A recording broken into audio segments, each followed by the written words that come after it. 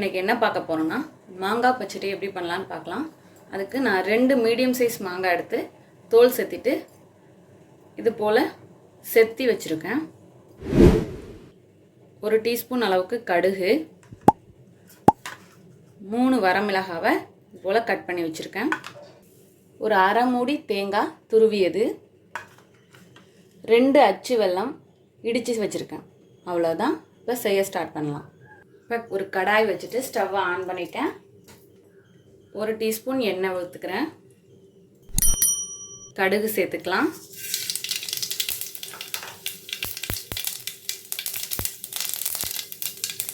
கடுகு பொரிஞ்சதும் பட்டை மிளகாய்,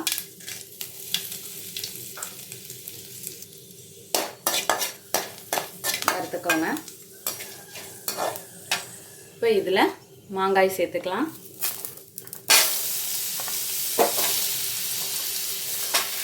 மாங்காய் சேர்த்துட்டு நல்லா மிக்ஸ் பண்ணிக்கோங்க.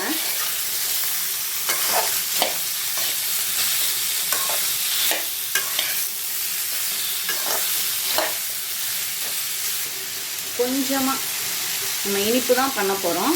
பட் உப்பு கொஞ்சோண்டு சேர்த்தா தான் அதோட டேஸ்ட் தெரியும். அதுக்காக லைட்டாக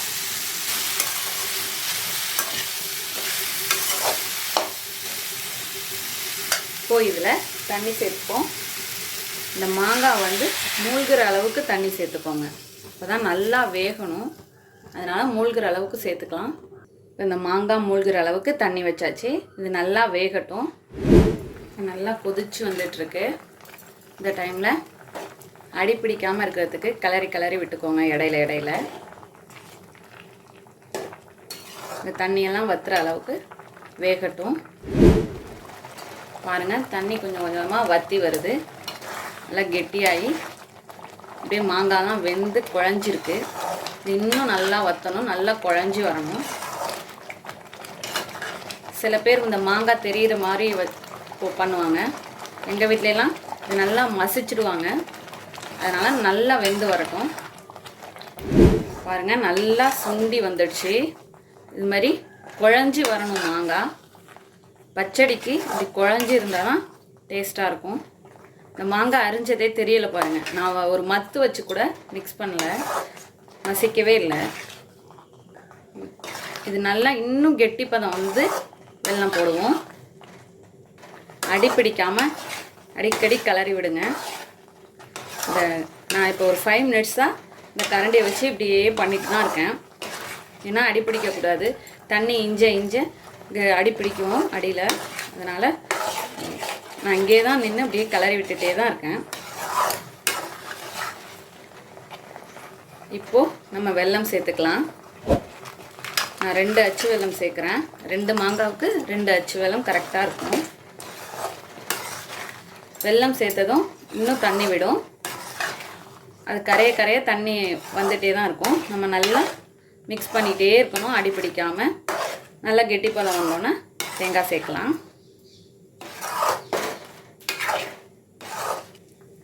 நல்லா வேகட்டும்.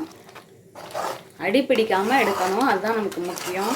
ஏன்னா அடியில் பிடிச்சிருச்சுன்னா கருகிடும், அந்த டேஸ்ட்டே மாறிடும். பாருங்கள், எல்லோ கலராக இருந்தது. இந்த வெல்லம் சேர்த்தோன்னா கலர் சேஞ்ச் ஆகுது. இதில் மஞ்சள் தூள் வேறு எதுவுமே சேர்க்கவே தேவையில்லை. கலருக்கு நார்மலாக வெல்லம் சேர்த்தோன்னே கலர் சேஞ்ச் ஆகும். சின்ன கட்டி கூட கரையணும். இந்த ஸ்டேஜில் நம்ம தேங்காய் துருவலை சேர்த்துக்கலாம்.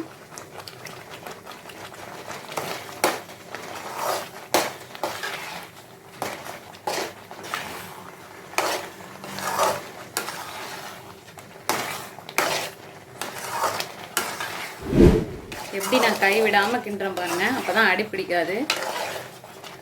நல்லா அடி பிடிக்காமல் கை விடாமல் கிண்டிட்டு வந்தாலே அடி பிடிக்காமல் எடுத்துடலாம். தேங்காய் சேர்த்ததும் இன்னும் அடி பிடிக்க ஆரம்பிக்கும். அதுக்காக கையே எடுக்காமல் பண்ணணும். எப்படி அல்வா கிண்டுற மாதிரி இப்படி ஒட்டாமல் வருது பாருங்கள். கடைசியில் வேறு எதுவுமே நெய்க்கு எதுவுமே சேர்க்கல. நெய்யெல்லாம் எதுவுமே சேர்க்காமலே இப்படி ஒட்டாமல் வரணும். ஃப்ளேமை ஆஃப் பண்ணிடலாம். நம்மளோட அருமையான அற்புதமான மாங்காய் பச்சடி தயார். இதே போல் நீங்களும் உங்கள் வீட்டில் செஞ்சு பார்த்துட்டு எப்படி வந்துச்சுன்னு கமெண்ட்டில் சொல்லுங்கள். தேங்க்யூ.